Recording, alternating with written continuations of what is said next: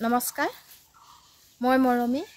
মই আজি আপোনালোকৰ আগত কাখনৰ বিষয়ে দুখামান কথা ক'বলৈ ওলাইছোঁ। যদি ভুলভ্ৰান্তি হয় আপোনালোকে নিশ্চয় আঙুলিয়াই দিব বুলি আশা ৰাখিলোঁ।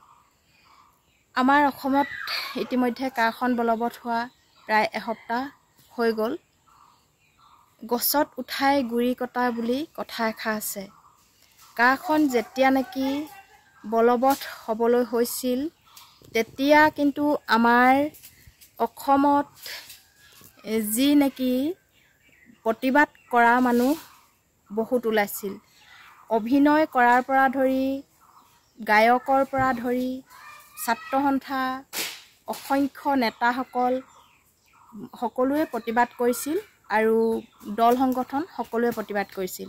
কিন্তু কাৰ পকেটত কিমান টকা সোমাল আৰু সেই টকা খাই আজি কাখন বলবৎ হ'ল, সেই হেতুকে কোনেও মাত মতাত অধিকাৰ নাইকিয়া কৰি পেলালে। কাৰণ এজন গায়ক যিজন আমাৰ অতিকৈ মৰমৰ জুবিন দা, তেওঁ প্ৰতীকে কৈছিল যে কাখন যদি বলবৎ হয় মই এইখন অসমত নাথাকোঁ, মই হাবিলৈ গৈ আলফাত জইন হ'ম।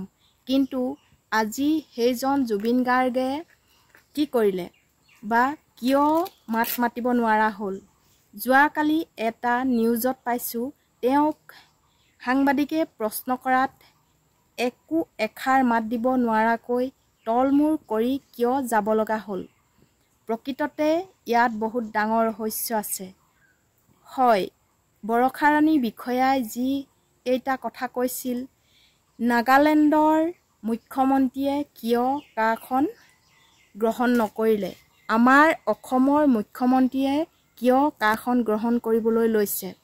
আমাৰ অসমত বহু দৰিদ্ৰ দুখীয়া মানুহ আছে, হয়তো মুখ্যমন্ত্ৰীয়ে চুকে কোণে চাব জনা নাই। মোৰ ঘৰ গোলাঘাট ডিষ্ট্ৰিক্ট সৰুপানী পঞ্চায়ত, একেবাৰে শেহতীয়া পঞ্চায়তত। এই পঞ্চায়ততেই বহু ভূমিহীন মানুহ আছে আৰু সেই ভূমিহীনসকলক যদি অকণমান আশ্ৰয় দি থাকিবলৈ ঠাই দিয়ে তেনেহ'লে মুখ্যমন্ত্ৰীগৰাকী বহুত আদৰ আৰু সন্মান পালেহেঁতেন। আৰু তাকে নকৰি হিন্দু বাংলাদেশী আমাৰ এই অসমলৈ আনি কাখন অসমত জাপি আমাক কি বুজাবলৈ বিচাৰিলে? আৰু হয়তো 10 বছৰৰ পাছত আমাৰ ল'ৰা ছোৱালীয়ে নিজৰ ভাষাক সলাই বাংলা ভাষা প্ৰচলিত কৰিবলৈ ল'ব।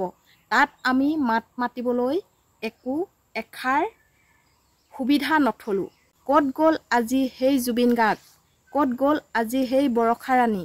ক'ত গ'ল আজি দল সংগঠন? ক'ত গ'ল আজি ছাত্ৰ সন্থা? সকলোলৈকে পোনপটীয়া প্ৰশ্ন। জেল ভাত খোৱাৰ ভয়ত তেওঁলোকে পলাই পতং দিলে। অখিল গগৈ ডাঙৰীয়াৰ বিধায়ক হৈও বিধায়ক পদ ত্যাগ দি তেওঁ আকৌ পুনৰ প্ৰতিবাদ কৰিবলৈ ৰাজপথলৈ আহিছে। সেই কথাটো সঁচাকৈ ভাবিবলগীয়া। কাৰণ তেওঁ এজন বিধায়ক, তেওঁ কি বুজি নাপায়? বুজি নোপোৱাকৈ তেওঁ কাখনৰ কথা একো বুজি নোপোৱাকৈ কিয় প্ৰতিবাদ কৰিব? যদি কাখনৰ একো ভুলেই নাই, কাখন হিন্দু বাংলাদেশী বা আমাৰ অসমত যদি কাখন বলবৎ হয়, একো আমাৰ অসমীয়াৰ একো অঘটন নহয়, তেন্তে অখিল গগৈদেৱৰ নিচিনা এজন বিধায়কে কিয় বিধায়ক পদটো বাদ দি তেওঁ ৰাজপথত প্ৰতিবাদ কৰিবলৈ আহিল? আপোনালোকে ভাবক আৰু ভাবি চাওক। এতিয়া ইতিমধ্যে বলবৎ হৈ গ'ল, বাতিল কৰাৰ কোনো সুযোগ নাই। আমি মাত্ৰ ক'বহে পাৰোঁ, কিন্তু আমি তাত একো কৰিবগৈ নোৱাৰোঁ। কাৰণ আমাৰ নিচিনা সাধাৰণ মানুহৰ কথা চৰকাৰে ভ্ৰূক্ষেপ নকৰে। সকলো দল সংগঠন, গায়ক, অভিনেতা সকলোকে যিহেতু কিনিয়ে ল'লে। আৰু 2-3 দিনৰ আগত দেখিলোঁ এজন সাংবাদিকে যিহেতু মুখ্যমন্ত্ৰীক প্ৰশ্ন কৰাত পোনপ্ৰথমে তেওঁক চাকৰিৰ পৰা বহিষ্কাৰ কৰিল। সেইসমূহে আমাক দেখুৱাই দিছে আৰু শিকাই দিছে যে এইখন বিজেপি চৰকাৰে আমাৰ জনসাধাৰণৰ কথা তিলমানো নামানে, তাকেই আৰু বুজিবলৈ বাকী নাই। সেয়েহে মই মোৰ মনৰ বক্তব্য ৰাখিলোঁ মোৰ ইউটিউব চেনেলটোৰ যোগেদি। যদি মোৰ সৈতে আপোনালোক একমত তেন্তে কমেণ্ট বক্সত কমেণ্ট কৰিবলৈ নাপাহৰিব।